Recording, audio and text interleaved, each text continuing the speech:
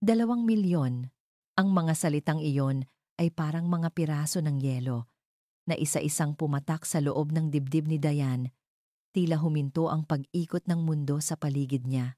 Ang tanging naririnig na lang niya ay ang mahinang ugong ng aircon sa maliit na opisina ng doktor at ang mabilis, halos masakit na tibok ng sarili niyang puso. Sa harap niya, nakaupo ang doktor. Ang mga salamin nito ay sumasalamin sa liwanag mula sa bintana at ang mukha ay puno ng propesyonal na awa. 2 milyong piso. Hindi iyon numero lamang. Iyon ang presyo ng buhay ng kanyang ina. I understand this is difficult, Miss Reyes. Malumanay na sabi ng doktor. Pero kailangan na po nating maisagawa ang kidney transplant sa lalong madaling panahon. We found a potential donor. Pero hindi po tayo makakapagpatuloy hanggat hindi naayos ang bayarin. Tumango lang si Dayan. Hindi mahanap ang kanyang boses. Parang may isang malaking kamay na pumipiga sa kanyang lalamunan. Paano? Saan siya kukuha ng ganoong kalaking halaga? Ang lahat ng naipon niya mula sa pagiging freelance graphic artist, kasama na ang kakarampot na ipon ng kanyang ina, ay halos naubos na sa mga dialysis session at gamot. Ang bahay na tinitirhan nila ay nirerentahan lang. Wala silang ari-arian, wala silang malalapitan. Paglabas niya ng ospital, sinalubong siya ng nakakasilaw na sikat ng araw at ng ingay ng Maynila. Pero para kay Dayan, ang lahat ay malabo at walang tunog. Ang mga naglalakad na tao, ang busina ng mga sasakyan, ang sigaw ng mga tindera sa bangketa, lahat ay parang isang panaginip na hindi niya maintindihan. Naglakad siya na parang isang kaluluwang ligaw. Ang isip ay lumilipad sa iisang tanong. Paano niya ililigtas ang kanyang nanay? Si Aling Elena, ang kanyang pinakamamahal na ina. Ang nag-iisang pamilya na natitira sa kanya. Ang babaeng isinakripisyo ang lahat para sa kanya, na kahit sa gitna ng sakit ay nagagawa pa ring ngumiti at sabihing, "Okay lang ako, anak." Pag-uwi niya sa kanilang maliit na apartment sa Quezon City, nadatnan niyang nag-aayos ng mga lumang damit ang kaibigan niyang si Lucas. Ang masayahing mukha nito ay agad na umasim nang makita ang itsura niya. "Oh, anong sabi ng doktor?" tanong ni Lucas. Ang boses ay puno ng pag-aalala. Umiling lang si Dayan at naupo sa isang lumang upuang yantok. Doon, bumigay na siya. Ang mga luhang kanina pa niya pinipigilan ay bumuhos na parang agos mula sa sirang dam. Humagulgol siya sa kanyang mga palad. Ang bigat ng mundo ay tila nakapatong sa kanyang mga balikat. Niyakap siya ni Lucas. "Shh! Makakahanap tayo ng paraan, Dayan. Hindi tayo pababayaan." Pero anong paraan?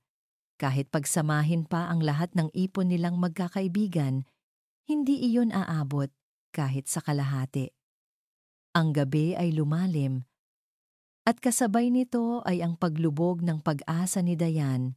Nakahiga siya sa kanyang kama, nakatitig sa kisame na may mga mantsa ng tubig, habang ang mga imahe ng kanyang ina na nahihirapan ay paulit-ulit na naglalaro sa kanyang isipan. Kinabukasan, habang abala siya sa paghahanap online ng mga charity institution na maaaring makatulong, isang kakatok ang narinig niya sa pinto. Isang delivery rider na may hawak na isang payat, ngunit eleganteng itim na sobre. "Para po kay Ms. Diane Regis," sabi NG rider. Naguguluhang kinuha ito ni Dayan. Wala siyang inaasahang sulat. Nang buksan niya, isang makapal at mamahaling calling card ang laman nito. Nakaukit sa gintong letra ang isang pangalan. Marco Villanueva, CEO, Villanueva Group of Companies. Sa likod ng card, may isang maikling mensaheng nakasulat sa kamay. "Ako ang solusyon sa problema mo. Meet me at my office. 3 p.m. sharp." Kumunot ang noo ni Dayan. Villanueva. Pamilyar ang pangalan. Isa sa mga pinakamayaman at pinakamakapangyarihang pamilya sa bansa. Paano siya nalaman nito? At anong solusyon ang sinasabi niya? Kahit nag-aalangan, Isang maliit na kislap ng pag-asa ang sumibol sa kanyang puso. Wala namang mawawala kung susubukan niya. 3:00 ng hapon. Nakatayo si Dayan sa lobby ng Villanueva Tower sa Makati. Ang gusali pa lang ay nakakatakot na mataas, gawa sa salamin at bakal, at sumisigaw ng kapangyarihan. Pakiramdam niya ay isa siyang langgam na naligaw sa palasyo ng mga higante. Nanginginig ang mga tuhod niya habang paakyat ang elevator papunta sa penthouse. Sa opisina mismo ng CEO. Ang opisina ni Marco Villanueva ay mas malaki pa sa buong apartment nila. Mula sa salaming pader, tanaw ang buong syudad. Sa gitna ng lahat, nakaupo sa isang malaking mesa, ang isang lalaki, matangkad, balingkinitan ang pangangatawan, at nakasuot ng isang perpektong plansadong business suit. Hindi niya ito tiningnan. Ang atensyon nito ay nasa mga dokumentong nasa harap niya. Miss Reyes, sabi niya sa malamig at walang emosyong boses, hindi pa rin nag-aangat ng tingin. Sit down. Umupo si Dayan sa silyang nasa harap ng mesa. Naramdaman niya ang panliliit sa sarili. Matapos ang ilang sandali, na parang isang walang hanggan, isinara nito ang folder at sa wakas ay tumingin sa kanya. Ang mga mata nito ay madilim at matalim, tila sinusuri ang bawat pulgada ng kanyang pagkatao. I know about your mother's condition, diretsong sabi ni Marco. And I know you need 2 million pesos. Napalunok si Diane. Sino po kayo? Paano niyo nalaman? That's not important. Putol nito. Let's get straight to the point. I have a proposition for you. Kinuha nito ang isang Manila folder at inilapag sa mesa sa pagitan nila. I need a wife on paper. For 1 year, you will act as Mrs. Villanueva in public, attend events with me, and live in my house. In exchange, I will pay for your mother's entire hospital bill and her transplant. Everything. Natigilan si Dayan. Pakiramdam niya ay mali ang kanyang narinig. Isang kasal? Para sa pera? Ang buong katawan niya ay napuno ng galit at hiya. Sino ang lalaking ito para isipin na mabibili niya ang lahat, pati na ang isang tao? Hindi ako. Before you say no, Miss Reyes.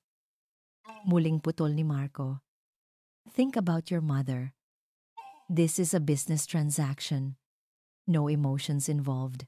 After 1 year, we will annul the marriage. And you can walk away with an additional 5 million pesos for you to start a new life. It's a simple choice. Simple? Walang simpleng bagay sa alok na iyon. Iyon ay isang insulto sa kanyang pagkatao. Gusto niyang tumayo, isampal sa mukha nito ang folder, at sabihing isaksak niya sa baga niya ang pera niya. Pero biglang pumasok sa isip niya ang mukha ng kanyang ina, ang maputlang balat, ang hirap sa paghinga, ang ngiti na pilit pa ring ibinibigay sa kanya. Napayuko si Dayan. Ang mga kamao ay nakakuyom sa kanyang kandungan. Ang pride laban sa buhay ng kanyang ina. At sa laban na iyon, alam na niya kung sino ang mananalo. I will give you until tonight to decide, sabi ni Marco. Natila nabasa ang kanyang isipan. Ibinalik na nito ang atensyon sa kanyang mga papeles. Isang senyales na tapos na ang kanilang pag-uusap. Gabi. Muli, nasa tabi siya ng kanyang ina sa ospital. Mahimbing itong natutulog. Hindi alam ang giyera sa isip at puso ng kanyang anak. Tinitigan ni Dayan ang kontratang dala niya. Ang bawat salita ay parang kadena. Kasal, pagpapanggap, 1 taon. Hinaplos niya ang kamay ng kanyang ina. Isang butil ng luha ang pumatak mula sa kanyang mata at tumama sa papel. Ito na ang tanging paraan. Para sa nanay niya, gagawin niya ang lahat, kahit pa ang ibenta ang kanyang kaluluwa. Nanginginig ang kamay na kinuha niya ang ballpen at, sa pagitan ng mga hikbi, pinirmahan ang pangalan niya sa ilalim ng pangalan ni Marco Villanueva. Sa sandaling iyon, naramdaman niya ang pagyanig ng kanyang cellphone sa bulsa. Isang text message mula sa isang hindi pamilyar na numero. Binuksan niya ito. Be ready. My driver will pick you up tomorrow at 6 a.m. You will move into my house. 6:00 pa lang ng umaga, isang makintab at itim na kotse na hindi pa nakikita ni Diane sa buong buhay niya ang huminto sa tapat ng kanilang apartment building. Ang driver, na nakasuot ng formal na uniforme, ay magalang na bumaba at kinuha ang iisang maleta na dala niya. Walang imik si Diane habang nagpapaalam sa naiiyak na si Lucas. Mag-iingat ka ha? Tawagan mo ako palagi. Bili nito.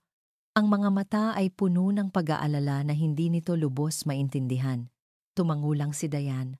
Salamat Lucas. Pakisabi kay nanay babalik din ako agad para dalawin siya. Ang biyahe mula Quezon City papuntang Makati ay parang isang paglalakbay patungo sa ibang mundo. Bawat metro na inilalayo ng kotse mula sa pamilyar niyang lugar ay parang isang hibla na pinuputol mula sa kanyang pagkatao. Ang maingay na palengke, ang mga nagtatawa ng bata sa kalsada, ang amoy ng pandesal mula sa panaderya lahat ay napalitan ng mga nagtataasang gusali, malinis na kalsada at isang nakabibinging katahimikan sa loob ng sasakyan. Huminto sila sa harap ng isang napakataas na gate sa Forbes Park. Sa pagbukas nito, bumungad sa kanya ang isang mansyon. Hindi bahay, kundi isang mansyon na tila kinuha mula sa isang magazine. May malawak itong hardin, isang fountain sa gitna, at ang arkitektura ay moderno at matulis. Para itong isang palasyo na gawa sa salamin, bato, at malamig na bakal. Sinalubong siya sa pinto ng dalawang kasambahay na nakaputing uniforme. Sabay silang yumuko. Good morning po, Ma'am Diane. Ang salitang ma'am ay parang banyaga sa kanyang pandinig. Napayuko siya ng bahagya, hindi alam kung paano tutugon. Diane na lang po. Mahina niyang sabi. Pumasok siya sa loob. Kung nakakalula ang labas, mas nakakawala ng hininga ang loob. Ang sahig ay gawa sa puting marmol na sobrang kintab. Kaya mong makita ang iyong refleksyon. Ang kisame ay napakataas na tila may sarili itong kalangitan. Ang mga muebles ay minimalistiko ngunit halatang mamahalin. Ang buong lugar ay tahimik, malinis at walang bakas ng buhay. Walang mga litrato sa dingding, walang mga palamuti na nagpapakita ng init ng isang tahanan. Isa itong magandang museo, hindi isang bahay. Para siyang pumasok sa isang gintong hawla. This will be your room. Napalingon si Diane. Nakatayo si Marco sa itaas ng isang grandiosong hagdanan. Suot ang isang simpleng itim na t-shirt at gray na sweatpants. Kahit sa pambahay na suot, bakas pa rin ang aura ng kapangyarihan. Sinundan niya ito paakyat. Ang silid na tinutukoy niya ay mas malaki pa sa sala at kusina nila pinagsama. May sarili itong banyo na may bathtub, isang walk-in closet, at isang balkonahe na may tanawin ng hardin. My room is across the hall, sabi ni Marco. Ang boses ay kasing lamig ng marmol na sahig. Do not enter without my permission. Tumango lang si Diane. May I have a word with you in my office? Dagdag niya bago tumalikod. Ang opisina nito sa loob ng bahay ay kasing intimidating ng opisina nito sa Villanueva Tower. Umupo siyang muli sa harap nito. Tulad kahapon, may inabot si Marco na isang folder. These are the rules of our arrangement, sabi niya. Binuksan ito ni Diane. Nakalimbag sa malinis na papel ang isang listahan. 1. We will have separate bedrooms at all times. 2. In public, you will address me as Marco or any term of endearment. I will do the same. We must act like a loving, newly married couple. 3. No personal questions about my past, my family, or my business. 4. You are not to invite anyone into this house without my prior approval. 5. Your monthly allowance will be deposited into a new bank account. It is more than enough for your personal needs. Napatigil siya sa pagbabasa. Ang bawat salita ay parang sampal. Isa itong manual, isang kontrata ng empleyado, hindi isang kasunduan sa pagitan ng dalawang tao. Pakiramdam niya ay lalo siyang naging isang bagay na binili, isang artista na binayaran para sa isang papel. Is everything clear? Tanong ni Marco. Tumingin si Dayan sa mga mata nito, naghahanap ng kahit anong emosyon. Pero wala. Blanko ito. Oo, malinaw. Sagot niya.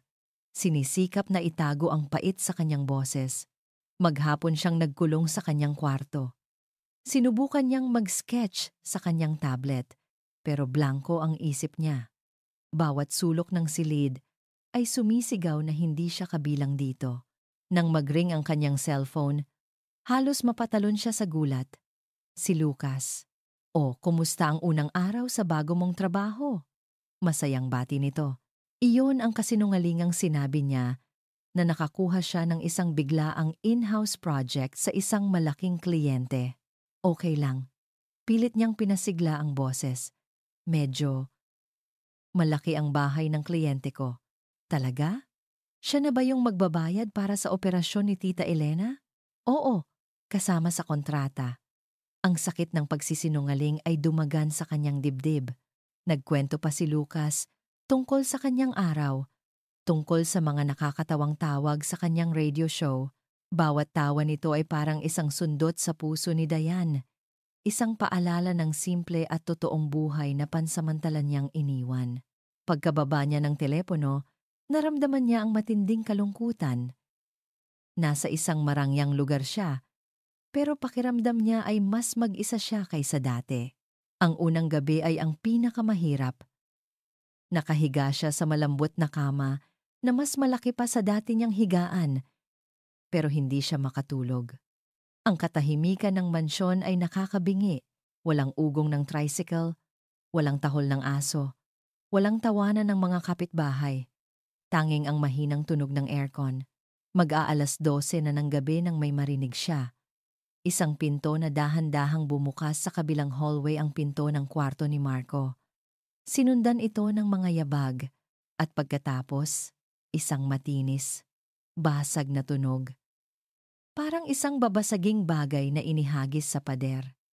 Nagulat si Dayan at napabangon. Nakikinig siya ng mabuti. Ang puso niya ay kumakabog. Pagkatapos ng ilang sandali ng katahimikan, may narinig siyang isang tunog na hindi niya inaasahan. Isang tunog na napakahina. Halos isang bulong lang ng hangin. Isang pigil na hikbi. Nagmumula ito sa direksyon ng kwarto ni Marco. Saglit lang, at pagkatapos ay wala na. Katahimikan ulit.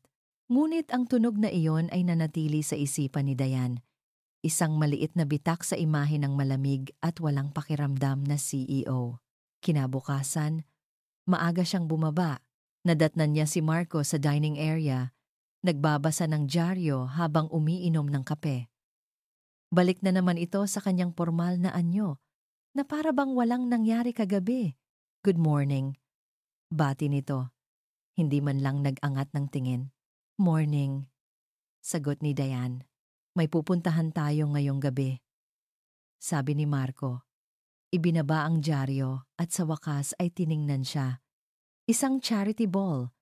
It's our first public appearance as a married couple. I need you to be the perfect Mrs. Villanueva tonight. Bago pa man makasagot si Dayan, may inilapag ang isang katulong na isang patag na itim na kahon sa tabi niya. Binuksan ito ni Marco. Sa loob, nakalatag sa itim na seda, ang isang napakagandang bestida na kulay royal blue at isang kwintas na kumikinang sa liwanag. Napatitig si Dayan dito. Maganda, mamahalin, at parang isang kasuotan para sa isang papel na dapat niyang gampanan. Isang uniforme. Pinagmasdan ni Marco si Dayan habang sinusuri nito ang bestida at alahas. Nakita niya ang saglit na paghanga sa mga mata nito, na mabilis ding napalitan ng isang pamilyar na ekspresyon, isang pinaghalong pagtanggi at kaunting paghamak. Ito ang babaeng pinili niya. Simple, walang arte, at higit sa lahat, Mukhang may matibay na paninindigan. Perpekto para sa papel na kailangan niyang gampanan. Isang babaeng malayo sa tipo ng mga babaeng iniuugnay sa kanya. Isang babaeng hindi magdudulot ng iskandalo. Pero sa loob-loob niya, may isang bahagi sa kanya na naiinis sa tingin na iyon. Ang tingin na nagsasabing, isa lamang siyang mayamang walang puso na binibili ang lahat ng gusto niya. Hindi ba't iyon naman talaga ang ginawa niya? Binili niya ang serbisyo nito para sa isang taon. Isa itong transaksyon. At dapat ay ganoon lang ang tingin niya rito. Maghanda ka mamayang 7:00, sabi niya. Itinago ang anumang bahid ng emosyon sa kanyang boses bago tumayo at iwanan itong mag-isa sa hapagkainan. Kailangan niyang panatilihin ang distansya. Ang emosyon ang simula ng gulo. At iyon ang huling bagay na kailangan niya. 7:00 ng gabi, naghihintay na si Marco sa paanan ng grandiosong hagdanan. Perpekto ang kanyang suot na taksido. At nakahanda na ang kanyang maskara, ang ngiti ng isang matagumpay na CEO. Ang boses na puno ng kumpiyansa. Kailangang maging perpekto ang gabing ito. Ang charity ball na ito ay puno ng mga business partners, rivals, at mga tsismosang socialites. Ang pagpapakilala niya sa kanyang asawa ay kailangang maging kapani-paniwala. Narinig niya ang mahinang tunog ng takong sa itaas. Itinuwid niya ang kanyang kurbata at humarap sa hagdanan. Handa nang simulan ang pag-arte. Ngunit nang makita niya si Dayan na dahan-dahang bumababa, natigilan si Marco. Ang lahat ng inihanda niyang salita ay biglang naglaho sa kanyang isipan. Hindi ito ang babaeng nakita niya sa opisina niya na may suot na kupas na maong at t-shirt. Hindi rin ito ang babaeng tahimik na kumain ng almusal kanina. Ang babaeng nasa harap niya ngayon ay ibang-iba. Ang royal blue na bestida ay perpektong lumapat sa katawan nito, na nagbibigay diin sa simpleng hubog nito. Ang buhok nito ay nakaayos sa isang eleganteng bun, na may ilang hibla na malayang nalaglag sa gilid ng kanyang mukha. Ang kwintas na ibinigay niya ay kumikinang sa leeg nito. Ngunit ang totoong kumikinang ay ang mga mata nito. Mga matang puno ng pag-aalinlangan, na tila hindi sigurado kung paano dadalhin ang sarili. Sa isang iglap, hindi siya ang solusyon sa kanyang problema. Hindi siya si Miss Reyes. Sa sandaling iyon, siya ay si Dayan, isang babaeng nakakabighani. Isang kakaibang init ang gumapang sa dibdib ni Marco. Mabilis niya itong isinantabi. "You're late," sabi niya. Ang boses ay mas matigas kaysa sa binalak niya. Inilahad niya ang kanyang braso. "Let's go." Nag-atubili si Dayan ng isang segundo. Tila nagulat sa biglaang pagbabalik ng kanyang malamig na pakikitungo. Pagkatapos, ay dahan-dahan nitong isinukbit ang kamay sa kanyang braso. Ang pagdikit ng balat nito ay nagdulot ng isa na namang kuryente na hindi niya inaasahan. Mainit. Malambot. Mabilis niyang binaling ang atensyon sa pinto. Sa loob ng kotse, ang katahimikan ay mas mabigat kaysa dati. Sinikap ni Marco na ituon ang isip sa misyon para sa gabing iyon. "Listen carefully," sabi niya, nakatingin sa daan. Maraming tao sa event na iyon. Business partners, media, rivals. They will ask questions. Ang isasagot lang natin, we had a whirlwind romance and decided to get married privately. Huwag kang sasagot sa mga tanong na hindi ka sigurado. Just smile and look at me. Ako na ang bahala. Understood? Mahinang sagot ni Dayan. Hindi tumitingin sa kanya. And one more thing, dagdag ni Marco. Touch my arm occasionally. Laugh at my jokes, even if they're not funny. Kailangan nilang maniwala na masaya tayo. Nang huminto sila sa grand entrance ng hotel, sumalubong sa kanila ang magkakasunod na flash ng kamera. Instinctively, hinigpitan ni Marco ang pagkakahawak sa baywang ni Dayan at iginiya ito palapit sa kanya. Bumubulong. Smile. Gumanap si Dayan ng perpekto. Isang matamis na ngiti ang lumitaw sa mga labi nito habang magkahawak kamay silang pumasok sa ballroom. para silang mga propesyonal na artista sa isang entablado. Ipinakilala niya ito sa mga kasosyo. Everyone, I'd like you to meet my wife, Diane. Ang bawat pagbigkas ng salitang wife ay may kasamang kakaibang pakiramdam, isang halo ng pagiging peke at isang hindi maipaliwanag na pag-aari. Nang magsimula ang tugtugin para sa sayawan, isang matandang business associate, si Mr. Chua, ang lumapit sa kanila. Marco Hijo, isayaw mo naman ang maganda mong asawa. You look genuinely happy tonight. Iba talaga ang nagagawa ng pag-ibig. Walang nagawa si Marco kundi ngumiti at akayin si Diane sa dance floor. Ito ang pinakakinatatakutan niyang parte ng gabi. Ang sapilitang paglalapit, inilagay niya ang isang kamay sa baywang nito at hinawakan ang kamay nito sa isa pa. Naramdaman niya ang paninigas ng katawan ni Diane. Just follow my lead, bulong niya. Nagsimula silang gumalaw, kasabay ng mabagal na musika. Ang amoy ng banayad na pabango ni Diane ay umabot sa kanyang pang-amoy. Napansin niya ang maliliit na detalye, ang paraan ng pagkurap ng mga pilik mata nito, ang bahagyang pamumula ng pisngi nito sa ilalim ng mga ilaw ng chandelier. Sa hindi malamang dahilan, ang pag-arte ay unti-unting nawawala. Ang paghawak niya sa baywang nito ay hindi napilit. Ang paggabay niya sa mga hakbang nito ay naging natural. You're doing great, bulong niya. Hindi na sigurado kung parte pa ba iyon ng pagpapanggap. Nakita niya itong napalunok bago sumagot. Salamat. Sa mga sandaling iyon, sa gitna ng daan-daang tao, tila sila lang ang nandoon. Ang mga peking ngiti ay napalitan ng isang tahimik na pag-unawa. Ang mga salita ni Mr. Chua ay umalingaw-ngaw sa kanyang isipan. You look genuinely happy. At sa pagtataka niya, naramdaman niyang may katotohanan doon. Naramdaman niya ang bahagyang panginginig ng kamay ni Diane sa pagkakahawak niya. Alam niyang naramdaman din nito ang kakaibang sandaling iyon. At doon, sa gitna ng hindi inaasahang koneksyon na iyon, isang boses ang pumunit sa kanilang munting mundo. Marco, darling, you didn't tell me you got married. Ang boses na iyon, malambing, sopistikada, ngunit para kay Marco, ito ang tunog ng isang ahas. Nanigas ang kanyang buong katawan. Ang init na naramdaman niya kanina ay biglang napalitan ng nagyeyelong lamig. Dahan-dahan siyang lumingon. Nakatayo doon si Isabela Suarez. Suot ang isang pulang bestida na tila isinukat para lang sa kanya. Ang mga mata ay matalim na nakatutok kay Diane. Ang kanyang ngiti ay perpekto, ngunit alam ni Marco ang lason na nakatago sa likod nito. Ang anino ng kanyang nakaraan. Naramdaman ni Marco ang bahagyang pag-atras ng kamay ni Diane sa loob ng palad niya. Ang mahika ng sandaling iyon ay biglang nagkapira-piraso.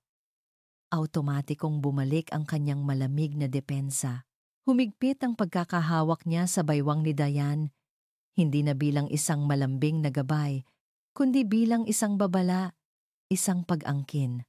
Isabela, sabi niya, ang boses ay kasing lamig ng yelo. What a surprise! I didn't know you were back in the country. Hindi pinansin ni Isabela ang tanong niya. Ang mga mata nito, na parang mga obsidian, ay maingat na sinuri si Diane mula ulo hanggang paa. Isang mabagal na pagsusuri na puno ng panghuhusga na nagtapos sa isang ngiting kasing tamis ng lason. And you must be the new Mrs. Villanueva, sabi ni Isabela.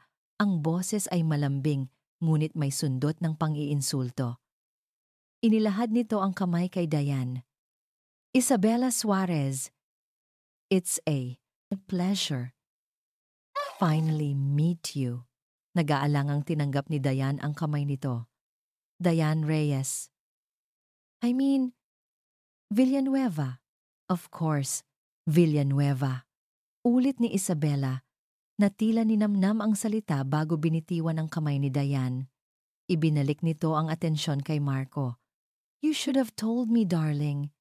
I would have sent a gift. Ang salitang darling ay tumama kay Marco na parang isang sampal. There was nothing to tell. Mariin niyang sagot. It was a private matter. Oh, I'm sure it was. Ngumiti si Isabela at pagkatapos ay bumaling ulit kay Dayan. You know, if you'll excuse us, Marco, I'd just love to borrow your lovely wife for a moment. Girl talk. I'll give her back. I promise.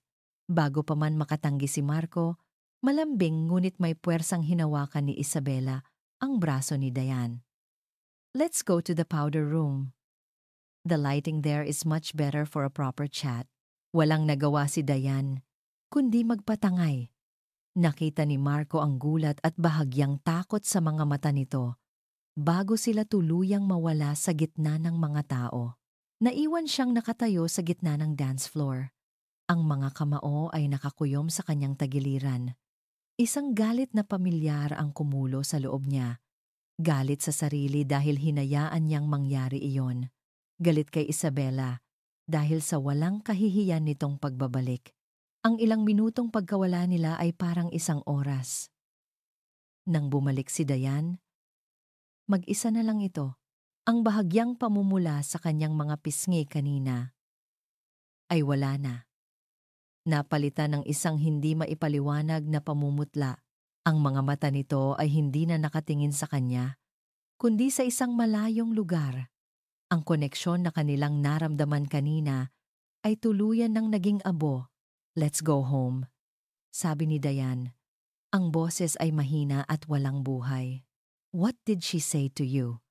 Tanong ni Marco. Sinubukan niyang kontrolin ang galit sa kanyang boses pero lumabas pa rin itong parang isang interogasyon. Umiling lang si Dayan. Nothing. I'm just tired. Hindi na siya nangulit pa. Ang biyahe pauwi ay binalot ng isang mabigat at nakakabinging katahimikan. Hindi ito ang katahimikan kanina na puno ng pag-aalinlangan. Ito ay isang katahimikang puno ng hinala at pader na muling itinayo pagdating nila sa mansyon.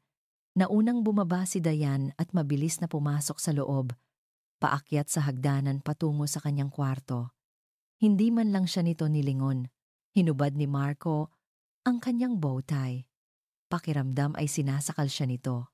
Sinundan niya ito ng tingin hanggang sa mawala ito sa itaas. Ang perpektong gabi na binalak niya ay nasira. Nasira ng isang anino mula sa nakaraan na hindi niya dapat hinayaang makalapit. Nakatayo siya sa sala. Nakikinig sa katahimikan ng malaking bahay.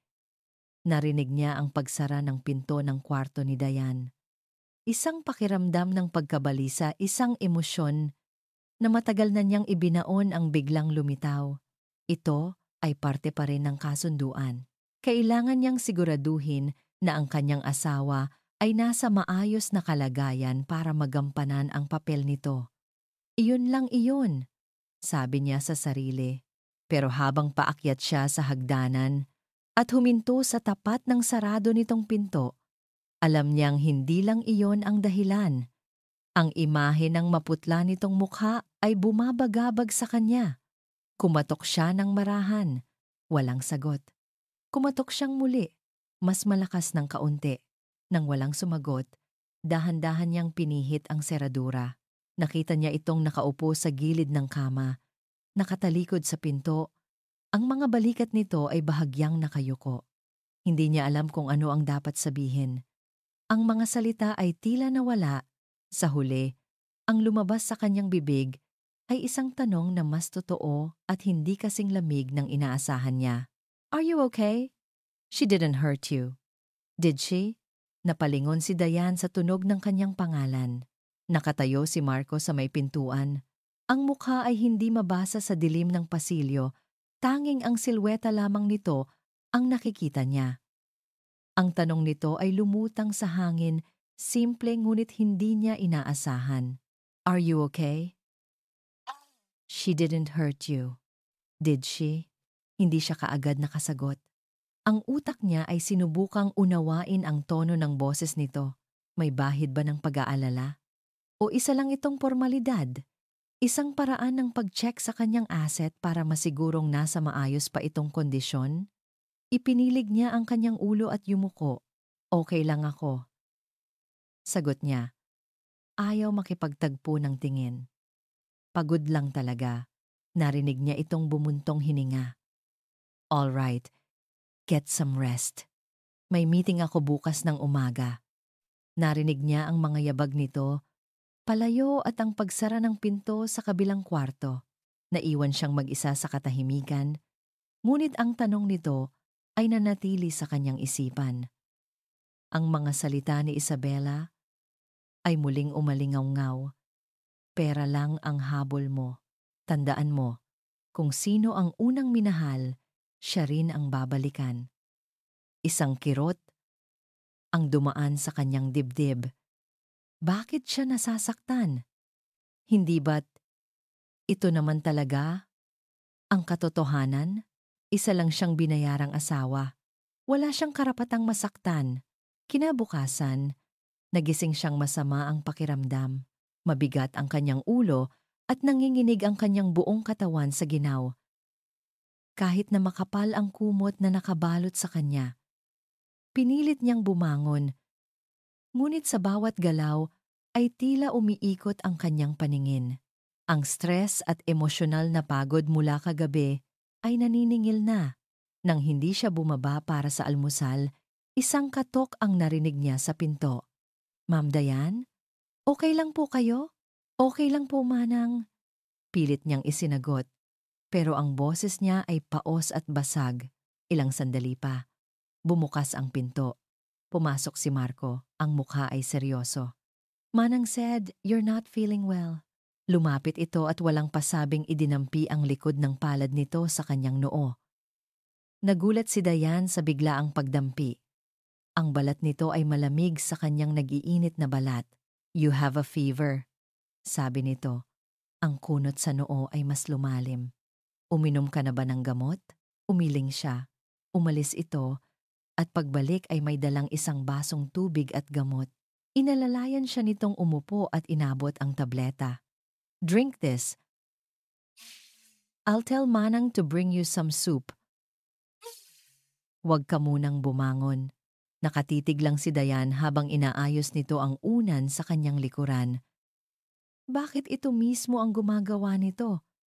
Pwede naman itong utusan ng mga kasambahay.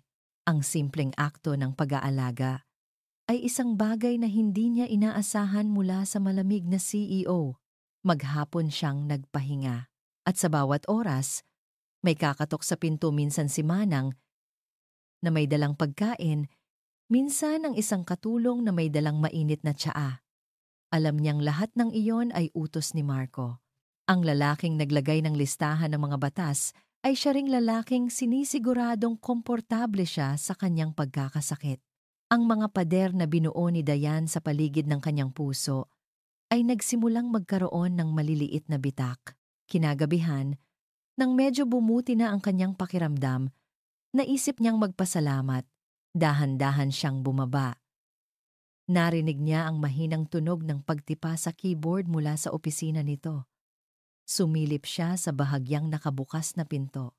Nadatnan niya si Marco na nakasandal sa kanyang swivel chair, mahimbing na natutulog. Ang ulo nito ay bahagyang nakatagilid at ang karaniwang seryosong mukha ay payapa. Ang mga papeles ay nakakalat sa kanyang mesa at ang ilaw lamang mula sa laptop ang nagsisilbing liwanag sa silid. Sa itsura nito, para itong isang ordinaryong tao na napagod sa maghapong trabaho, hindi isang makapangyarihang bilyonaryo. Papasok na sana si Dayan para patayin ang laptop nang isang bagay sa mesa ang kumuha ng kanyang atensyon. Isang maliit na silver picture frame. Sa loob nito ay isang kupas na litrato ng isang mas batang Marco. Marahil nasa high school pa lang. Mas payat ito, ang buhok ay medyo magulo. At sa mga labi nito ay may isang ngiti, isang totoo, malapad, at walang halong pag-aalala ng ngiti. Katabi nito ang isang matandang lalaki na may mabait na mukha at mapuputi ng buhok. Ang braso ay nakaakbay sa balikat ng batang Marco. Anong tinitingnan mo? Napatalon si Dayan sa gulat. Gising na pala si Marco. Ang mga mata ay bahagyang nakapikit pa at ang boses ay magaspang dahil sa pagtulog. Sorry, mabilis niyang sabi. Ibinabalik ang picture frame sa mesa na para siyang napaso. Hindi ko sinasadya. Papasok sana ako para patayin ang laptop mo. Nakita kong nakatulog ka. Dahan-dahang umupo ng tuwid si Marco at pinisil ang pagitan ng kanyang mga mata. Tiningnan niya ang litrato. At pagkatapos ay si Dayan. Sa pagtataka ni Dayan, walang galit sa mga mata nito. Sa halip, may dumaang isang emosyon na hindi niya pa nakikita rito dati, isang bakas ng kalungkutan, ng pangungulila. He's my lolo, sabi ni Marco sa mahinang boses, na tila hindi para kay Dayan, kundi para sa kanyang sarili. Ang nag-iisang taong naniwala sa akin. Napatitig si Dayan. Ito ang unang pagkakataon na nagkwento ito ng kahit anong personal. Ang sarili nitong batas na no personal questions ay siya mismo ang unang sumira. He built this company from nothing. Pagpapatuloy ni Marco. Ang tingin ay nasa litrato pa rin. He taught me everything. He wanted me to be a good man. Not just a good businessman. May pait sa huling mga salita nito. Isang pait na tila nanggagaling sa isang malalim na pinaghuhugutan. Hindi alam ni Dayan kung ano ang sasabihin. Ang Marco na nasa harap niya ngayon ay hindi ang malamig at kalkuladong CEO. Isa siyang lalaking nangungulila sa kanyang lolo. Salamat pala kanina. Pag-iiba niya ng usapan. Sa pag-aalaga mo, tumingin ito sa kanya at sa isang saglit, nawala ang CEO at ang apo at ang natira ay si Marco lang. It's nothing. Kailangan kitang alagaan. Mag-asawa tayo, di ba? Sabi nito. At sa unang pagkakataon, may bahagyang kislap ng panunukso sa mga mata nito. Isang di inaasahang init ang gumapang sa mga pisngi ni Dayan. Kinabukasan, araw ng pagdalaw niya sa kanyang ina. Habang naghahanda siya, may kumatok sa kanyang pinto. Si Marco, bihis na at handa nang umalis papuntang opisina. Are you going to the hospital? Tanong nito. Oo, sagot ni Dayan. Wait for me. Sasamahan kita. Sabi nito, na parang iyon ang pinakanatural na bagay sa mundo. Natigilan si Dayan. Hindi na kailangan. Baka abalahin pa kita. My schedule is clear this morning. Sabi lang nito at tumalikod na. I'll be downstairs in 10 minutes. Sa ospital, bit-bit ni Marco ang isang basket ng prutas. Kung nagulat si Dayan sa alok nitong samahan siya, mas nagulat siya sa pagiging magalang at malumanay nito sa harap ni Aling Elena. Umupo ito sa tabi ng kama. Nakinig sa mga kwento ng Nakinig sa mga kwento ng kanyang ina tungkol sa pagkabata niya. Walang bakas ng pagkabagot sa mukha nito.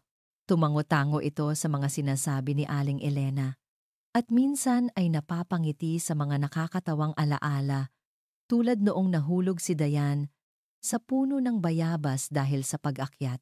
Sa mga sandaling iyon, nakita ni Dayan ang isang panibagong Marco, isang Marco na marunong makinig. Isang Marco na tila interesado sa simpleng buhay na malayo sa kanyang mundo. Nang paalis na sila, humawak si Aling Elena sa kamay ni Dayan. Ang mga mata nito ay nakatingin sa papalayong likod ni Marco. Mabait siyang bata, anak. Bulong ng kanyang ina. Ang boses ay may kasamang sinseridad. Alagaan mo siya. Ang mga salitang iyon ay tumatak sa isip ni Dayan. Ang kanyang ina, na may pambihirang kakayahang kilatisin ng isang tao, ay nakita ang kabaitan sa likod ng malamig na maskara ni Marco.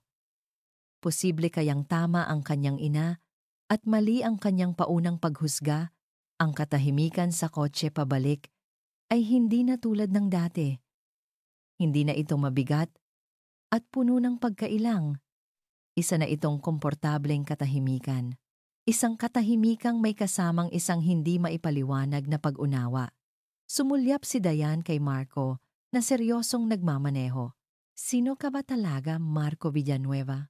Pagdating sa mansyon, dumiretso si Dayan sa kanyang kwarto. Umupo siya sa kama. Gulong-gulo ang isip. Ang lalaking kinasusuklaman niya dahil sa pag-aalok ng isang malamig na kontrata ay siya ring lalaking nagpakita ng hindi inaasahang kabaitan.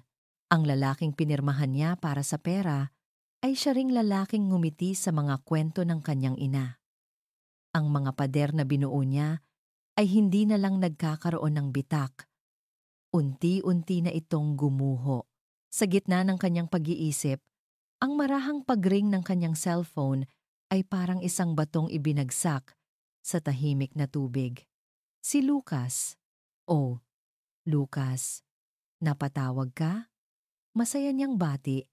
Dala pa rin ang gaan ng loob mula sa pagdalaw sa ospital. Ngunit ang boses sa kabilang linya ay hindi masaya. Hindi ito ang karaniwang masayahing boses ni Lucas. Mayroon itong bigat at pag-aapura. Diane, nasaan ka?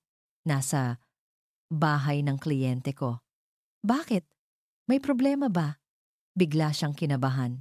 Si nanay, okay lang ba siya? Okay lang si tita. Hindi tungkol sa kanya to, sagot ni Lucas. Nandito ako sa probinsya, sa lumang bahay natin. Nagliligpit ako ng mga gamit ni tita para may maibenta. Alam mo na, para makadagdag sa gastos. O tapos? Huminto si Lucas ng isang saglit, na tila naghahanap ng tamang salita. Narinig ni Dayan ang kaluskos ng papel sa kabilang linya. Habang naghahalongkat ako sa lumang baul, sabi nito sa seryosong boses, may nakita akong mga lumang dyaryo. Mga dyaryo mula pa maraming taon na ang nakalipas. Lucas, ano ba yon? Diretsuhin mo na ako. Muling bumuntong hininga si Lucas at nang magsalita itong muli, ang boses nito ay halos isang pabulong, puno ng isang bagay na hindi maipaliwanag ni Dayan takot, marahil o galit. Dayan, may kailangan kang makita. Dayan, may kailangan kang makita. Ang mga salitang iyon ni Lucas ay parang isang ugong na nanatili sa pandinig ni Dayan kahit matagal nang naputol ang tawag. Mayroong bigat sa boses nito na nagdulot ng malamig na kaba sa kanyang dibdib. Nagkasundo silang magkita sa isang maliit na coffee shop sa labas ng Forbes Park. Isang lugar na sapat ang layo sa gintong hawla ni Marco. Pagdating niya, nakita niya agad si Lucas sa isang sulok. Hindi ito ang Lucas na masayahin at palangiti. Ang nakaupo sa harap niya ay isang lalaking balisa. Ang mga mata ay puno ng galit at pag-aalala. Sa ibabaw ng mesa, sa pagitan ng kanilang mga tasa ng kape, ay isang malaking brown envelope. Ano to? Tanong ni Dayan. Ang puso ay kumakabog ng mabilis. Hindi sumagot si Lucas. Binuksan lang nito ang envelope at inilabas ang laman. Mga naninilaw na clipping ng dyaryo, mga lumang dokumento, at ilang mga litrato. Kinuha ni Dayan ang isang clipping. Ang headline, na bahagyang nabubura na, ay malinaw pa ring mababasa, Villanueva Group. Inakusahan sa kaso ng polusyon sa ilog ng San Mateo. Nanlamig ang buong katawan ni Dayan. San Mateo. Iyon ang probinsya nila. Ano? Ano to? Ulit niya. Ang boses ay nanginginig. Basahin mo, mariing sabi ni Lucas. Ipinakita nito ang petsa sa dyaryo. 15 years ago, binasa ni Dayan ang artikulo. Isinalaysay nito kung paano nagreklamo ang mga residente ng San Mateo laban sa isang pabrika ng kemikal na pag-aari ng Villanueva Group. Ang pabrika raw ay lihim na nagtatapon ng kanilang mga basura sa ilog, ang parehong ilog kung saan sila nangingisda, naliligo at kumukuha ng tubig noon. May isa pang dokumento, isang listahan ng mga residente na nagsampa ng kaso. Halos lahat ay pamilyar na pangalan. Mga kapitbahay, mga kalaro niya noong bata pa siya. At sa dulo ng listahan, isang pangalan ang halos dumurog sa kanyang puso. Elena Reyes, ang kanyang ina.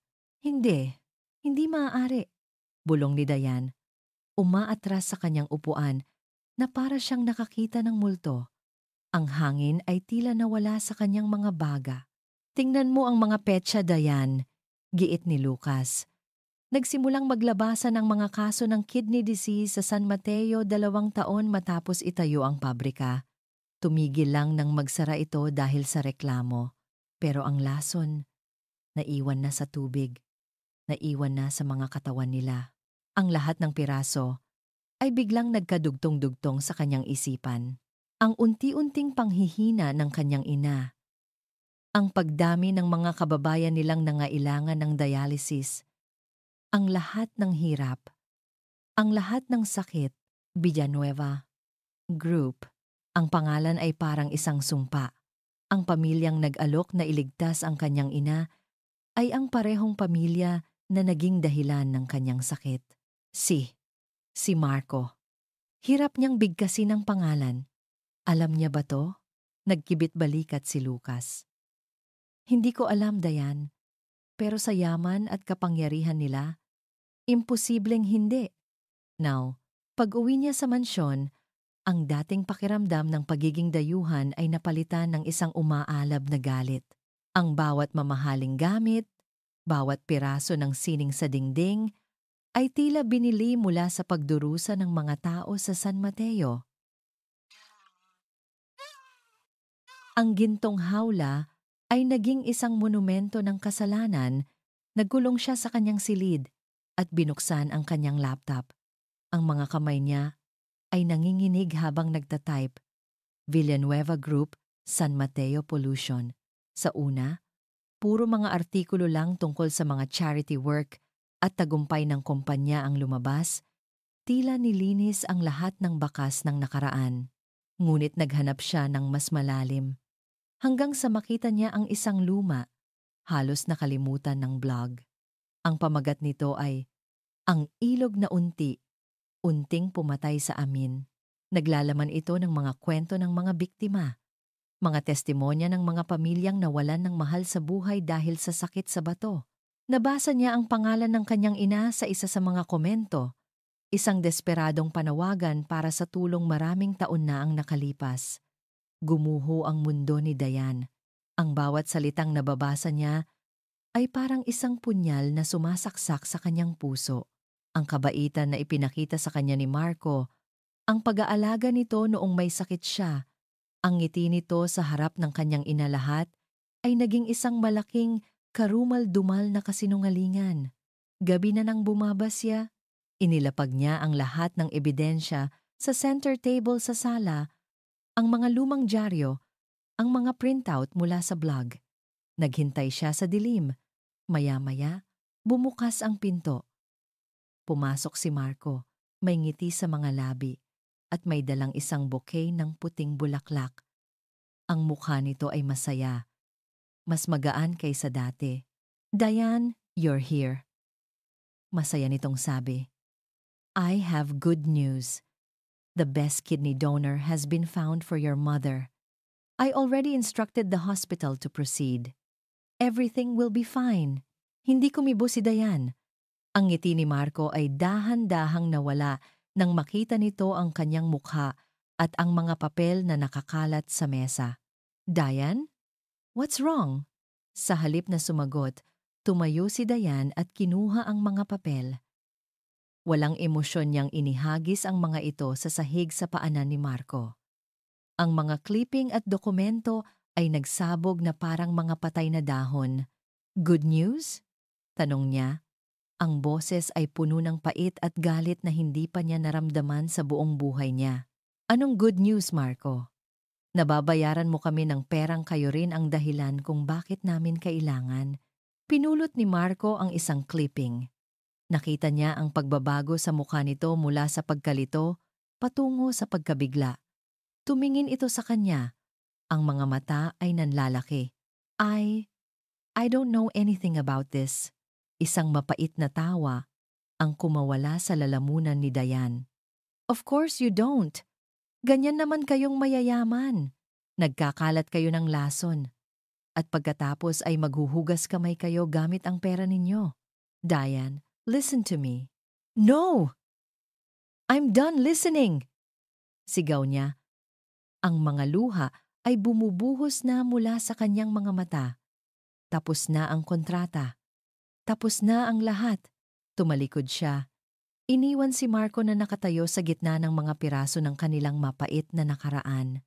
Naglakad siya patungo sa hagdanan. Bawat hakbang ay mabigat. Bawat hakbang ay palayo sa lalaking nagsimula na niyang pagkatiwalaan. At ngayon ay kinamumuhian na niya ng higit sa kahit sino. Pumasok siya sa kanyang kwarto at hinablot ang kanyang maleta. Naiwan si Marco na nakatayo sa gitna ng sala.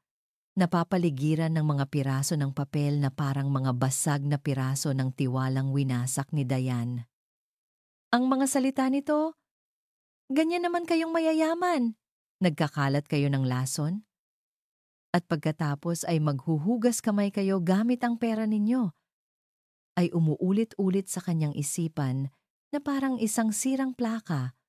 Bawat ulit ay mas masakit. Yumuko siya at pinulot ang isang naninilaw na clipping. San Mateo, Villanueva Group, Pollution. Ang mga salita ay tila tumalon mula sa papel at sumampal sa kanya. Paano nangyari ito?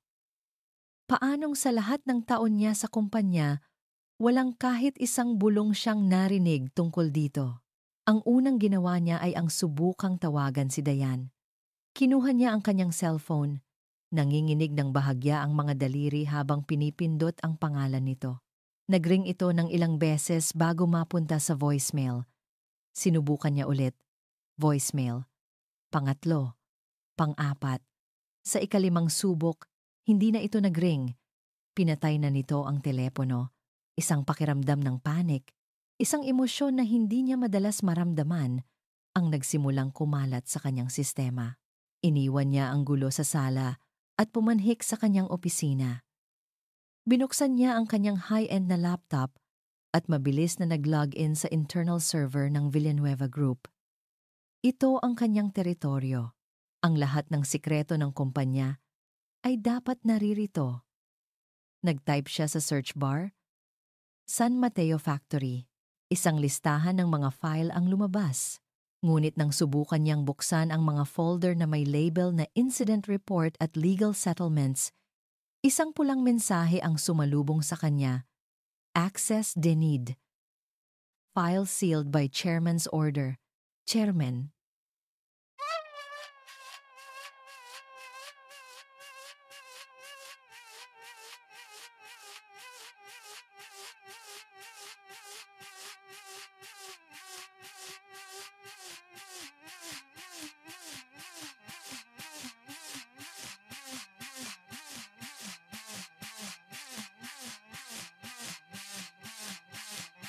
Parang isang bucket ng malamig na tubig ang ibinuhos sa kanya.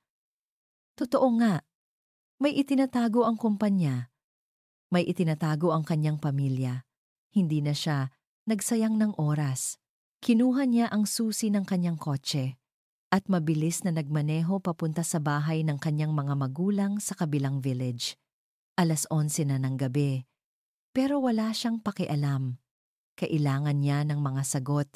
Nadatnan niya ang kanyang ama, si Don Ricardo Villanueva, sa library nito. Nagbabasa habang may hawak na isang baso ng brandy. Tumingala ito nang pumasok siya. Ang mukha ay walang emosyon. Marco, what a late visit, sabi nito sa kalmadong boses. Inilapag ni Marco ang isang kopya ng dyaryo sa ibabaw ng mamahaling mesa ng kanyang ama. Tiningnan lang ni Don Ricardo ang headline at ibinalik ang tingin sa kanyang anak. That was a long time ago. A minor incident. Naayos na yan. Naayos? Hindi makapaniwalang tanong ni Marco. Dad, may mga nagkasakit. May mga namatay. Ang nanay ni Dayan, ang asawa ko. Biktima rin siya. And we are handling her case, are we not? Sagot ng kanyang ama. Hindi pa rin nagbabago ang tono. We are paying for her treatment. That is more than what those people deserved. Napatanga si Marco sa narinig. Deserved? Dad, nilason natin ang ilog nila. Sa wakas, Ibinaba ni Don Ricardo ang kanyang baso. Isang kislap ng galit ang lumitaw sa mga mata nito. Huwag mo nang buksan ang matagal nang nakabaon. Ang negosyo ay hindi isang charity. May mga sakripisyong kailangang gawin para sa mas malaking tagumpay. You will ruin this family's name for a girl? Hindi siya isang girl lang, Dad. Asawa ko siya. Isang babaeng binayaran mo para magpanggap na asawa mo. Ganti ng kanyang ama. Huwag kang maging tanga, Marco. Drop this. Bago pa masira ang lahat ng pinaghirapan ng lolo mo. Ang pagbanggit sa kanyang lolo ang huling dagok. Tumalikod si Marco, puno ng galit at pagkadismaya. Iniwan niya ang kanyang ama, dala ang isang masakit na katotohanan. May kasalanan nga ang kanyang pamilya at wala itong balak na ituwid iyon. Kinabukasan, gulong-gulo ang isip ni Marco. Paulit-ulit niyang tinawagan si Dayan, ngunit patay pa rin ang telepono nito. Tinawagan niya si Lucas, ang kaibigan nito. Hello? Sagot ni Lucas. Ang boses ay puno ng pag-aalinlangan. Lucas, it's Marco. Nasaan si Dayan? Kailangan ko siyang makausap. Isang mahabang katahimikan. Lubayan mo na si Dayan. Malamig na sagot ni Lucas. Sinaktan mo na siya ng sobra. May nakausap na siyang iba. Isang taong mas nagpaliwanag sa kanya ng lahat. Anong ibig mong sabihin? Sinong nakausap niya? Ngunit ibinaba na ni Lucas ang telepono. Sinong nakausap niya? Ang tanong ay umikot sa isip ni Marco. At pagkatapos, isang malamig na ideya ang pumasok sa kanyang utak. Kinuha niya ang kanyang telepono at tinawagan ang kanyang sekretarya. Find out if Isabella Suarez is in my schedule today. Yes, sir, sagot ng sekretarya. She called this morning asking for an appointment. Sabi niya po, urgent daw. Kasabay noon, bumukas ang pinto ng kanyang opisina. Pumasok si Isabella. Ang mukha ay puno ng pekeng pag-aalala. Marco, darling. Sabi nito, lumalapit sa kanyang mesa. I heard what happened. I'm so sorry. That Diane girl, she seems like an opportunist, using this old story to get more money from you. I told you she was trouble. Nakatitig lang si Marco sa kanya. Ang kanyang isip ay nagpoproseso. Paano nalaman ni Isabella ang tungkol sa pag-alis ni Dayan at ang old story ng ganoon kabilis? How did you know? Tanong niya. Ang boses ay mapanganib na kalmado. Natigilan si Isabella. Well, the walls have ears, darling. Balita'y kumakalat. Hindi. May mali.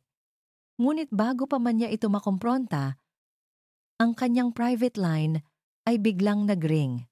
Isang numero na pamilyar sa kanya ang numero ng head nurse sa ospital kung nasaan si Aling Elena. Mr. Villanueva?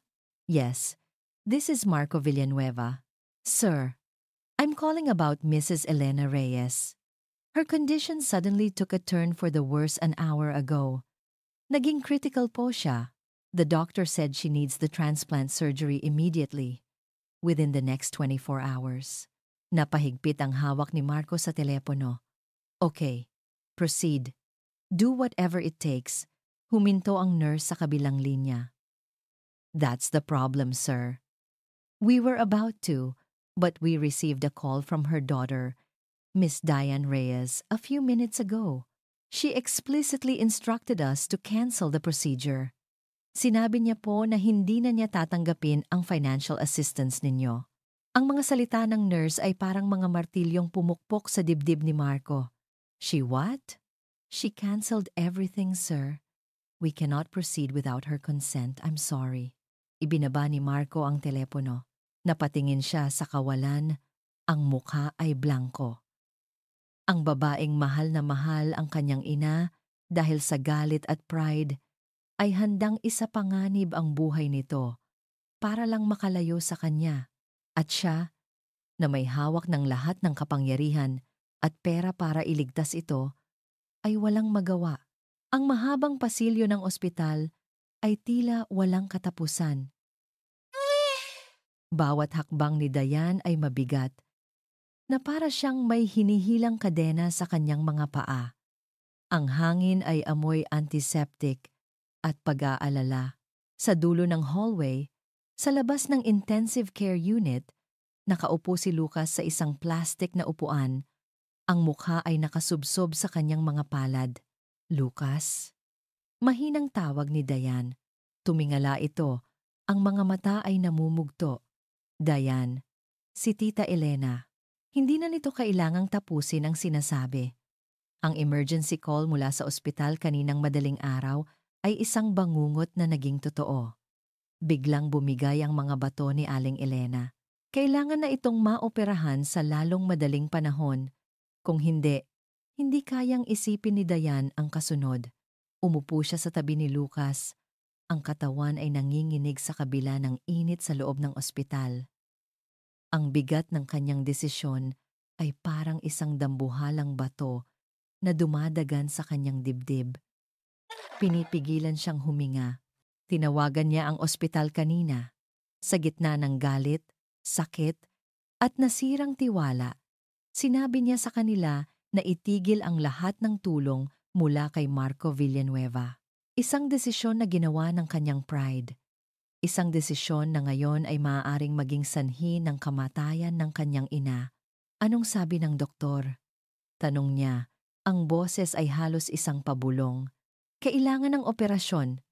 Ngayon na. Pero alam mo na. Ang bayarin. Sagot ni Lucas. Ang boses ay puno ng kawalan ng pag-asa. Sinubukan kong tumawag sa mga kaibigan, sa mga kamag-anak, pero kulang na kulang pa rin. Dayan. Napapikit si Dayan. Ang 2 milyong piso na dati isang malaking bundok ay naging isang dambuhalang pader na ngayon. Isang pader na hindi niya kayang akyatin. Ang lalaking kayang magwasak ng pader na iyon sa isang pitik lang ng daliri ay ang parehong lalaking pinagmulan ng lahat ng kanilang pagdurusa. Paano nangyari ito? Isang linggo lang ang nakalipas, may pag-asa na, may donor na, may pera na. Ngayon, nasa bingit ng kamatayan ang kanyang ina. At siya ang may kasalanan, ang pagmamatigas niya, ang galit niya. Ang ito ang bunga. Sa kabilang banda ng syudad, sa Villanueva Tower, nakatayo si Marco sa harap ng salaming bintana ng kanyang opisina, nakatingin sa malawak na syudad sa ibaba. Ngunit wala siyang makita. Ang isip niya ay nasa isang maliit na kwarto ng ospital. Ang mga salita ng nurse ay paulit-ulit na tumatatak sa kanyang utak. She canceled everything, sir. Marco, darling, you look terrible. Sabi ng isang boses sa likuran niya. Si Isabela. Pumasok ito na parang pag-aari niya ang lugar. May dalang 2 tasa ng kape. I brought you coffee. You need it. Hindi siya nilingon ni Marco. What do you want, Isabela? I want to help. Malambing nitong sabi. Inilapag ang kape sa kanyang mesa. Nakausap ko si Tito Ricardo. He's very worried about you. About this. Mess. He agrees with me. Kailangan na nating ayusin to bago pa kumalat. And how do you propose we do that? Mapait na tanong ni Marco. Simple. I'll handle the media. I'll make sure this San Mateo issue stays buried. And as for your wife, sabi nito, may diin sa huling salita. Let her go. She's not worth it. We can say she was a gold digger. Madaling maniwala ang mga tao. And then, we can announce our engagement. It will stabilize the company's stocks. It's the perfect solution. Tumingin si Marco sa kanya. Ang mga mata ay walang buhay. Nakikita niya ngayon si Isabela nang malinaw hindi ang babaeng minahal niya noon, kundi isang oportunistang ahas. Ginamit siya nito noon at ginagamit siya ulit ngayon. Nakita niya ang pakikipagsabuatan nito sa kanyang ama, isang alyansang binuo sa kasakiman at pagtatago ng katotohanan. Tila nagtagumpay na si Isabela. Nakuha na nito ang tiwala ng kanyang ama. Nasa kanya na ang lahat. At siya, Wala siyang nagawa kundi panoorin ang pagguho ng lahat sa paligid niya. Bumalik ang atensyon ni Diane sa humihikbing si Lucas. Napatingin siya sa kanyang cellphone. Ang battery nito ay malapit ng maubos. Ang wallpaper. Isang masayang litrato nila ng kanyang ina. Isang butil ng luha ang pumatak sa screen. Ang pride ba niya ay mas mahalaga kaysa sa buhay ng kanyang ina? Ang galit ba niya ay mas matimbang kaysa sa bawat hininga nito? Hindi. Nanginginig ang mga kamay na binuksan niya ang kanyang contacts. Hinanap niya ang pangalan na ayaw na niyang makita kailanman. Marco Villanueva. Tinitigan niya ito ng matagal. Bawat segundo ay parang isang karayom na tumutusok sa kanya. Sa huli, pinindot niya ang call button. Sinagot ito ni Marco sa unang ring. Diane? Ang boses nito ay magaspang, puno ng pag-aalala. Nilunok ni Diane ang bukol sa kanyang lalamunan. Ang lahat ng kanyang pride. Marco. Diane. Thank God. Nasaan ka? Papunta na ako diyan. Wag. Putol niya. Ang boses ay malamig at walang emosyon. Isang manipis na pader na pilit niyang itinayo para protektahan ang sarili mula sa tuluyang pagguho. Tumawag ako para sabihin sa'yo. Natapos na ang lahat. Natahimik ang kabilang linya. Narinig niya ang mahinang paghinga ni Marco. Anong ibig mong sabihin? Tanong nito. Ang boses ay nag-aalangan. Ibalik mo sa akin ang kontrata. Sabi ni Diane.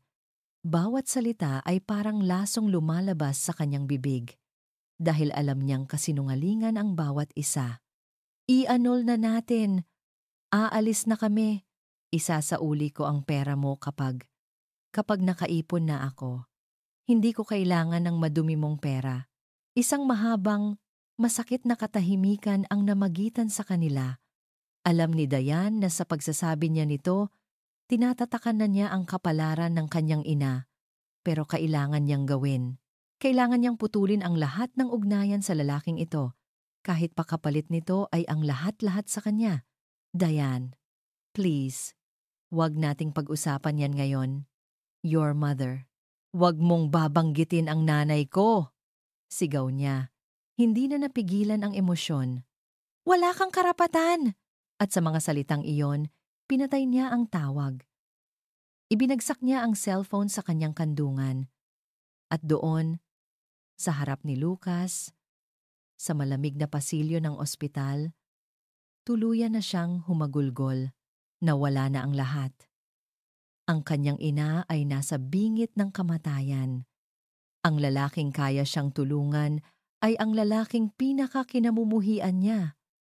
Wala siyang pera, wala siyang kapangyarihan, wala siyang pag-asa. Samantala, sa opisina ni Marco, ibinaba niya ang telepono. Ang katahimikan sa silid ay mas mabigat pa kaysa dati. Nakatingin sa kanya si Isabela.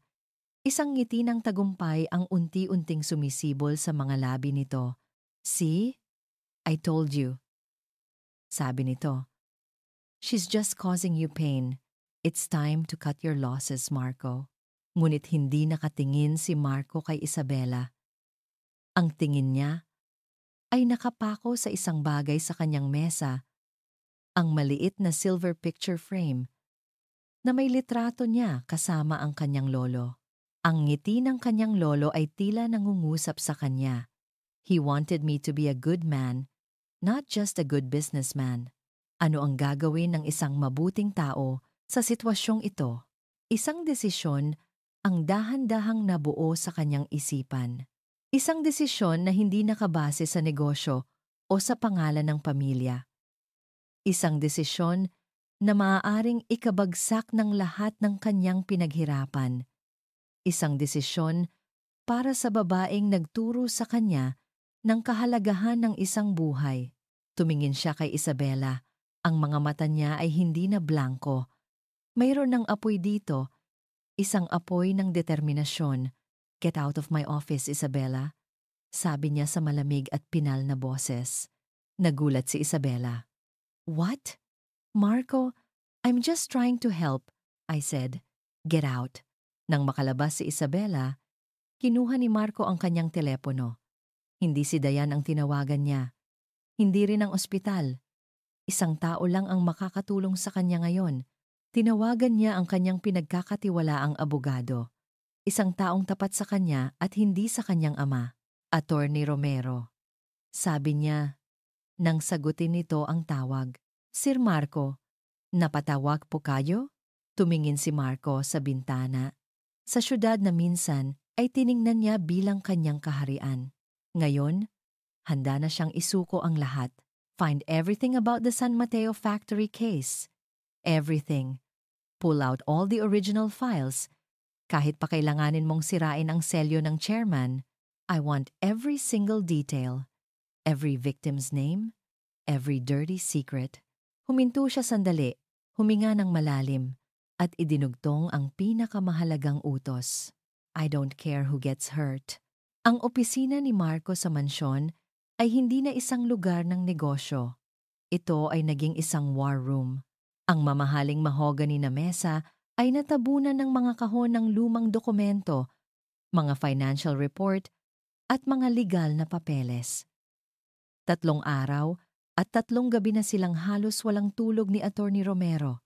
Ang tanging bumubuhay sa kanila ay itim na kape at ang nag-aalab na determinasyon ni Marco. Narito, sir. Sabi ni Attorney Romero, itinuturo ang isang ledger mula 15 taon na ang nakalipas. Ito ang patunay, ang utos para sa Waste Management Efficiency Program, isang code name para sa pagtatapon sa ilog, ay direktang nanggaling sa opisina ng chairman. May pirma ng ama ninyo. Tinitigan ni Marco ang pirma ng kanyang ama. Walang pagkabigla sa kanyang mukha. Ang kanyang ama, sa ngalan ng kita at reputasyon, ay handang isakripisyo ang kalusugan ng isang buong komunidad. May isa pa, sir. Dagdag ng abogado. Inilipat ang atensyon sa isang hiwalay na folder, Financial Trails. 1 linggo matapos ang charity ball, isang malaking halaga ang pumasok sa isang offshore account na konektado kay Miss Isabela Suarez. Ang perang iyon ay galing sa pinakamalaki nating kakompetensya, ang Sterling Corp. Doon, isang malamig na galit ang gumapang sa ugat ni Marco. Hindi lang pala simpleng paghihiganti ang ginagawa ni Isabela. Isa itong corporate sabotage. Ginamit siya nito. Ginamit nito si Dayan. Ginamit nito ang isang trahedya para sa sarili nitong kapakanan. Kailangan natin ng testigo, attorney. Mariing sabi ni Marco. Isang taong nandoon mismo. Isang taong hindi nila kayang bilhin o takutin. Nagsimula ang masusing paghahanap. Mula sa mga lumang payroll ng pabrika, natagpuan nila ang pangalan ng dating foreman, Jess Mariano. Ang huling address nito ay sa isang maliit na baryo sa Sorsogon. Hindi sila nag-aksaya ng panahon. Kinabukasan, lumipad si Marco at si Attorney Romero patungo sa Bicol. Natagpuan nila si Mang Jess sa isang maliit na kubo sa tabi ng dagat. Isang matandang lalaki na ang mukha ay kinorte na ng araw at ng alat ng hangin. Sa simula, takot ang nanaig dito. Paulit-ulit itong umiling. Sinasabing, wala na siyang maalala. Binayaran na po ako para manahimik. May pamilya po ako, sir. Nanginginig na sabi ni Mang Jess. Umupo si Marco sa harap nito, hindi bilang isang CEO, kundi bilang isang taong nakikiusap. Hindi po pera ang habol ko, Mang Jess. Hustisya. Sabi ni Marco, ang boses ay puno ng sinseridad. May isang babae sa ospital ngayon, ang nanay ng asawa ko. Nag-aagaw buhay siya dahil sa nangyari sa San Mateo. Isa lang siya sa marami. Alam kong binabagabag din kayo ng konsensya ninyo. Tinitigan ni Mang Jess si Marco. Nakita nito ang sakit at determinasyon sa mga mata ng binatang nasa harap niya. Dahan-dahan, tumango ito. Ano po ang kailangan ninyong malaman? Samantala, sa Maynila, gulong-gulo pa rin ang isip ni Dayan. Matagumpay ang operasyon ng kanyang ina. Nagpadala ng liham ang ospital na nagsasabing isang anonymous benefactor ang sumagot sa lahat ng gastusin. Alam niyang si Marco iyon. At ang kaalamang iyon ay lalong nagpabigat sa kanyang dibdib. Dapat ay galit ang maramdaman niya, ngunit may isang bahagi sa kanya na nakakaramdam ng pasasalamat. Nagkita sila ni Lucas sa labas ng ospital. Nakausap mo na ba siya? Tanong ni Lucas. Umiling si Dayan. Wala na kaming dapat pag-usapan. Sigurado ka ba? Giit ni Lucas. Dayan, may hindi tama. Nung huli tayong magkausap, sinabi kong may nakausap kang iba. Si Isabela ba yon? Tumango si Dayan. Hindi ba't parang masyadong perpekto? Tanong ni Lucas. Nag-away kayo ni Marco. Tapos biglang darating si Isabela, ang ex-fiancé, para sabihin sa'yo na si Marco ang masama? Siya bigla ang naging martir, parang eksena sa pelikula, masyadong planado. Ang mga salita ni Lucas ay tumagos sa isip ni Dayan. Oo nga, bakit nga ba siya naniwala agad kay Isabela? Dahil ba mas madaling paniwalaan ang kasamaan ni Marco?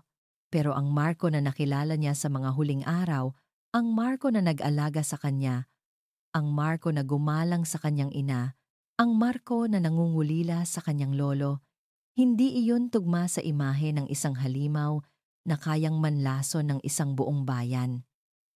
Isang binhi ng pagdududa ang itinanim ni Lucas sa kanyang puso. Nang gabing iyon, hindi mapakali si Marco pagbalik niya sa Maynila. May ebidensya na siya, may testigo na siya. Pero bago niya simulan ang digmaan, lihim siyang nagpunta sa ospital. Hindi siya nagpakita. Mula sa dulo ng pasilyo, sa likod ng isang salamin, pinanood niya ang silid ni Aling Elena. Nakita niya si Dayan na nakaupo sa tabi ng kama.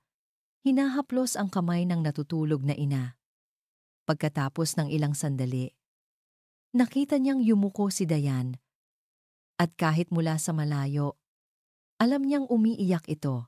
Ang mga balikat nito ay nanginginig sa tahimik na paghikbi. Isang matinding kirot ang naramdaman ni Marco sa kanyang puso. Ang bawat luhang pumapatak mula sa mga mata ni Dayan ay parang isang dagang nag-aapoy na tumutusok sa kanya. Ito ang resulta ng kasalanan ng kanyang pamilya. Ito ang sakit na idinulot ng pangalang Villanueva. At sa sandaling iyon, ang kanyang desisyon ay naging mas matibay pa kaysa sa bakal. Hindi na ito tungkol sa paglilinis ng kanyang pangalan sa mata ni Dayan. Ito ay tungkol sa paggawa ng tama. Tumalikod siya. Ang kanyang mga hakbang ay tahimik, ngunit may bigat. Pag-alis niya sa ospital, kinuha niya ang kanyang telepono at tinawagan ang kanyang sekretarya. Good evening, Sir Marco. Bati nito. Cancel all my appointments for tomorrow. Mariin niyang utos. And schedule an emergency board meeting. 10 a.m. sharp. Sige po, sir. Sino-sino po ang ipapatawag ko? The entire board, sabi ni Marco. My father. And make sure Miss Isabela Suarez gets a special invitation. Tell her we have something very important to discuss regarding her partnership with Sterling Corp. Huminto siya sandali bago idugtong ang huling utos. And after that, call Lucas, the radio DJ. Tell him I need him to bring Diane Reyes to Villanueva Tower at exactly 10:30 a.m. tomorrow. Tell him it's about justice for her mother. Pagkababa niya ng telepono, tumanaw siya sa madilim na kalangitan ng Maynila. Bukas. Bukas ang araw ng pagtutuos. Handa na siyang sunugin ang lahat, kahit pa ang sarili niyang mundo, para lang maibigay ang hustisya na matagal nang ipinagkait sa mga biktima. Handa na siyang harapin ang lahat, para sa babaeng umiiyak ngayon sa loob ng ospital. Ang conference room sa pinakatuktok ng Villanueva Tower ay tila isang arena. Ang mahabang mesa, na gawa sa salamin at bakal, ay napapaligiran ng mga pinakamakapangyarihang tao sa kumpanya. Sa isang dulo, nakaupo si Don Ricardo Villanueva. Ang kanyang mukha ay isang blankong pader. Ngunit ang mga mata ay nagbabaga. Sa tabi niya, nakaupo si Isabela Suarez. Ang kanyang postura ay perpekto at ang ngiti ay kampante. Ngunit ang mahigpit na pagkakahawak sa kanyang mamahaling bag ay nagpapakita ng bahagyang kaba. Sa kabilang dulo, nakatayo si Marco, kalmado, tahimik. Ang kanyang presensya ay tila pumuno sa buong silid, mas mabigat kaysa sa lahat ng pinagsama-samang kapangyarihan ng board. "Thank you for coming on such short notice," simula ni Marco. Ang boses ay matatag at malinaw, umaalingaw-ngaw sa tensyonadong katahimikan. "I called this meeting to discuss a matter of utmost importance, something that concerns the very foundation of this company. An old case regarding our factory in San Mateo." Isang hindi komportableng paggalaw ang maririnig mula sa mga board members. Tumingin si Don Ricardo sa kanyang anak. Isang tahimik na babala sa mga mata nito. Nginitian lang ito ni Marco. Kasabay noon, dahan-dahang bumukas ang pinto ng conference room. Pumasok si Lucas. At sa likod niya, nag-aalangang sumunod si Dayan. Ang kanyang mga mata ay nanlaki nang makita ang mga taong nasa loob. Sinalubong siya ng tingin ni Marco, isang tingin na puno ng mga emosyon na hindi niya mabasa bago ito muling bumaling sa lahat. As I was saying, pagpapatuloy ni Marco, na tila hindi nagambala, new information has come to light regarding this case. "This is absurd!" putol ni Don Ricardo. Ang boses ay dumadagundong. "This is an internal company matter. What is she doing here? She is the reason we are all here," sagot ni Marco. Ang tingin ay hindi natitinag mula sa kanyang ama. She and her mother, and all the other families in San Mateo whose lives we destroyed. Itinuro ni Marco ang malaking screen sa likod niya. Isang video ang nagsimulang mag-play. Ito ay isang recording ng testimonya ni Mang Jess, ang dating foreman. Umiiyak nitong isinalaysay ang lahat ang utos mula sa itaas, ang pagtatapon ng kemikal, ang panunuhol para manahimik, ang takot na bumalot sa kanya sa loob ng 15 taon. Ang mukha ni Don Ricardo ay namutla. Ang mga board members ay hindi mapakali sa kanilang mga upuan.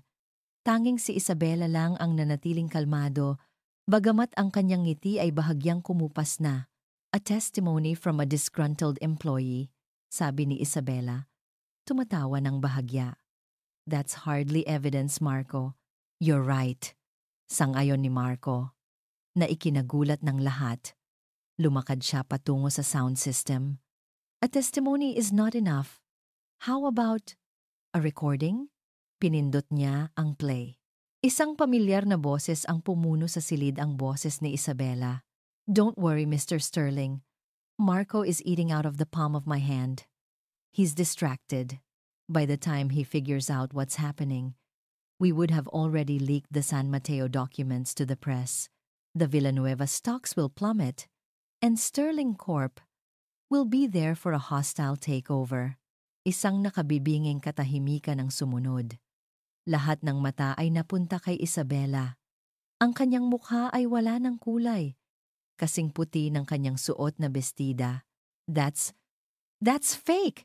That's fabricated!" Sigaw niya, ang boses ay nanginginig. "Is it?" tanong ni Marco. Inilabas ang isang folder at inihagis ito sa gitna ng mesa. Inside that folder are bank records, proving your connection to Sterling Corp. Financial trails don't lie, Isabela. Pagkatapos ay bumaling siya sa kanyang ama. "And neither do signatures." Isa pang folder ang inilapag niya.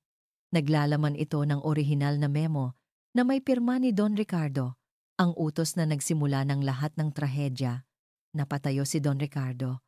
Ang mga kamay ay nanginginig sa galit. "You would betray your own father? Your own family? You betrayed Lolo's legacy first," malamig na sagot ni Marco. "You betrayed every family in San Mateo." "I am not betraying you, Dad. I am fixing what you broke." Hindi makapaniwala si Dayan sa kanyang nasasaksihan. Ang lahat ng kasinungalingan ay isa-isang nabubunyag sa harap niya. Ang Marco, na inakala niyang halimaw, ay siyang tumatayong tagapagtanggol ng katotohanan. Ang lalaking sinisi niya ay siyang nagsasakripisyo ng lahat para sa hustisya. Humarap si Marco sa board, ang kanyang boses ay pinal at puno ng awtoridad. Effective immediately, I am stepping down as CEO of Villanueva Group. Isang kolektibong paghinga ng gulat ang narinig sa silid. The company will create a multi-million peso foundation. Pagpapatuloy niya, dedicated to compensating and providing lifelong medical care for all the victims of the San Mateo incident. The fund will be overseen by a third-party committee to ensure transparency. This is not charity. This is justice. And it will start with a public apology from this company and from me, personally, as a Villanueva. Sa huli, ang kanyang mga mata ay napunta kay Dayan.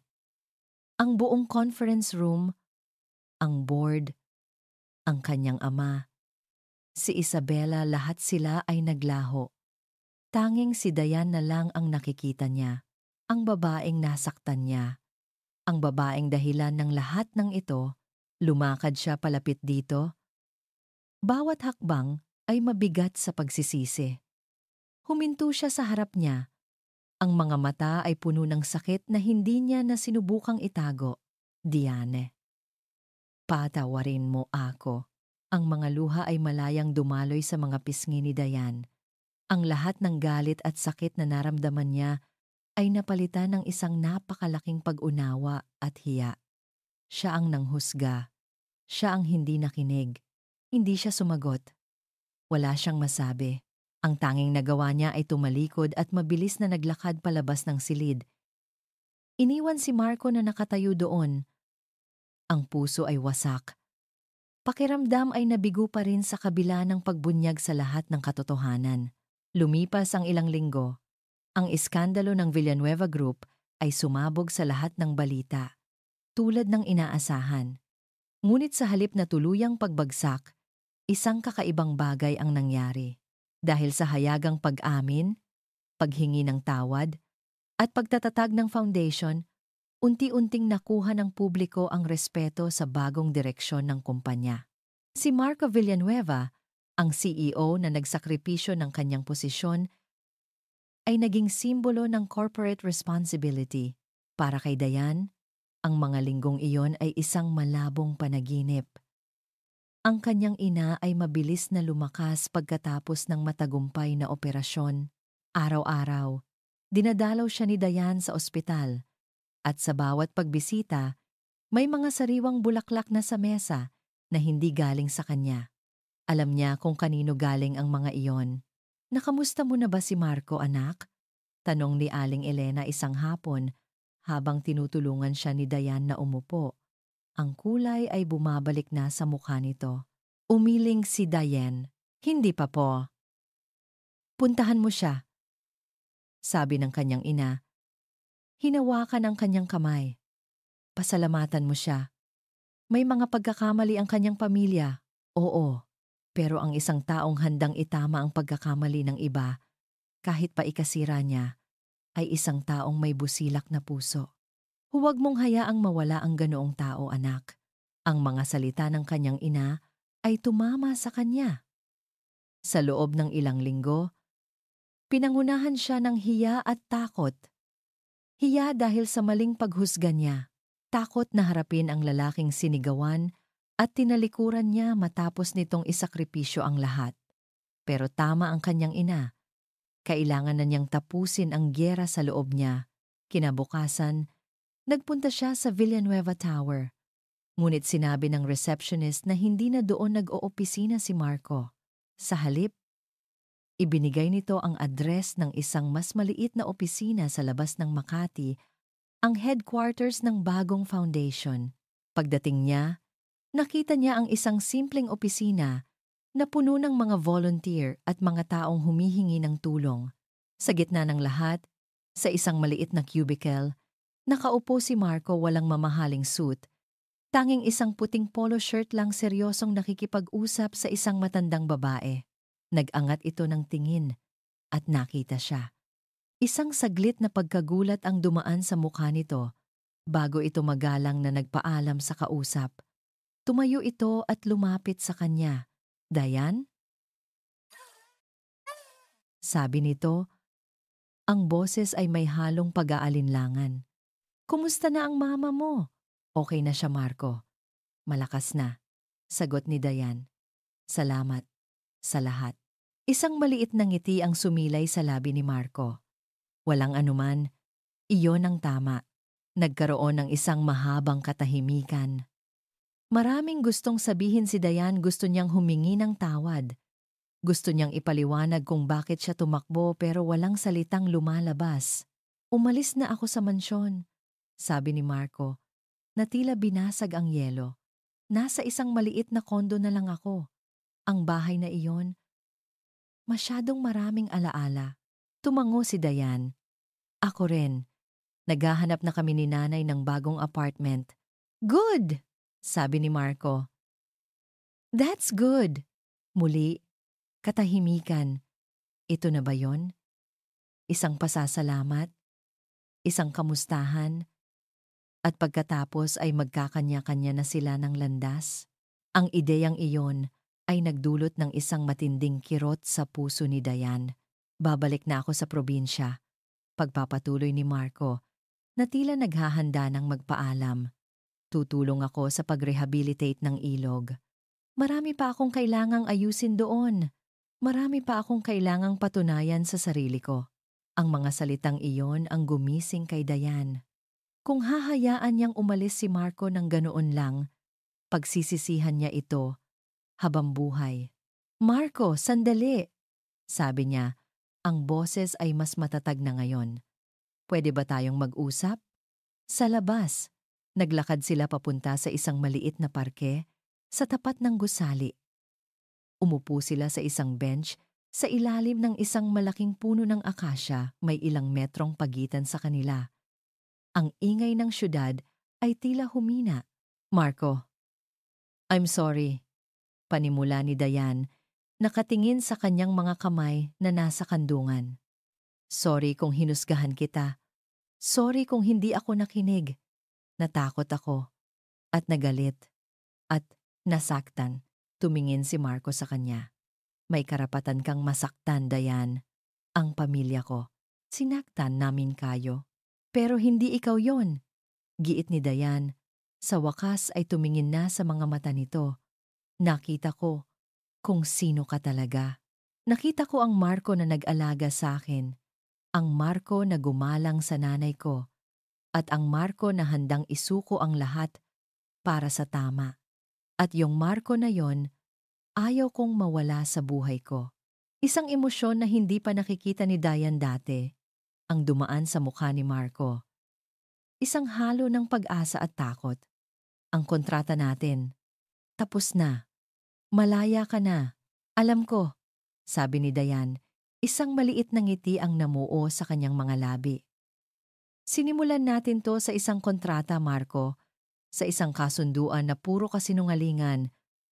Pwede bang simulan natin ulit? Lumapit siya ng kaunti. Ang pagitan nila ay unti-unting nawawala. Pwede bang simulan natin ulit? At nang walang papel na pinipirmahan? Walang bayad. Walang rules. Totoo lang. Tinitigan siya ni Marco. Ang kanyang mga mata ay nangingilid sa mga luhang pilit niyang pinipigilan. Dahan-dahan, isang ngiti ang sumilay sa kanyang mga labi, isang ngiting totoo, malapad, at puno ng ginhawa. Ang parehong ngiti na nakita ni Dayan sa lumang litrato nito kasama ang kanyang lolo. Yes, Dayan, sabi niya. Ang boses ay halos isang pabulong. Yes, hindi na nila kailangan pang magsalita. Sa katahimikan sa ilalim ng puno ng akasya, ang kanilang mga puso ay nag-usap.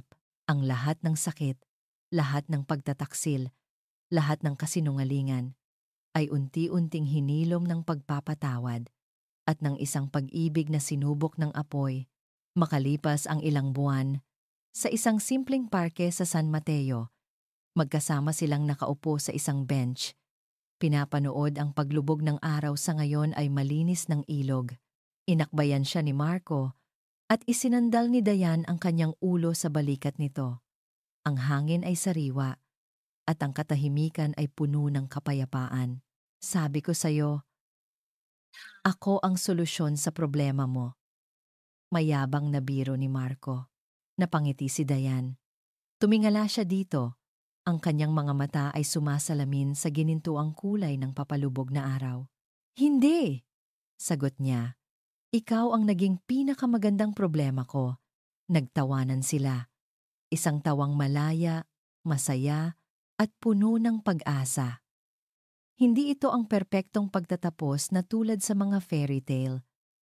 Marami pa silang kailangang ayusin. Marami pang sugat na kailangang hilumin. Ngunit habang magkasama sila, alam nilang kaya nilang harapin ang lahat.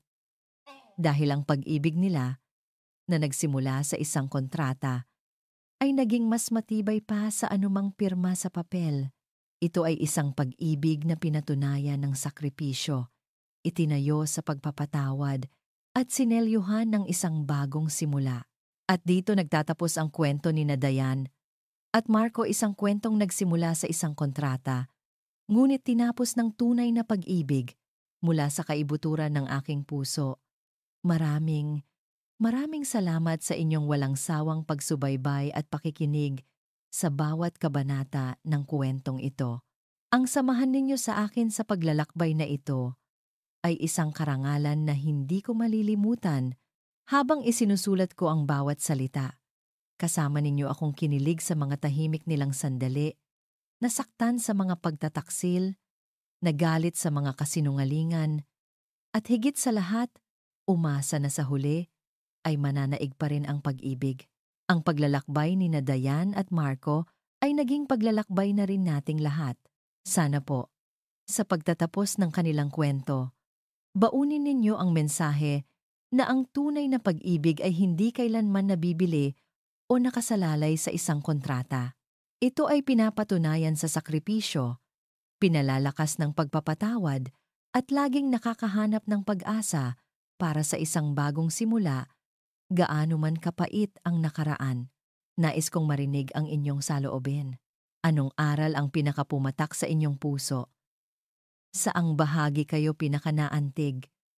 Huwag po kayong mag-atubiling ibahagi ang inyong mga komento.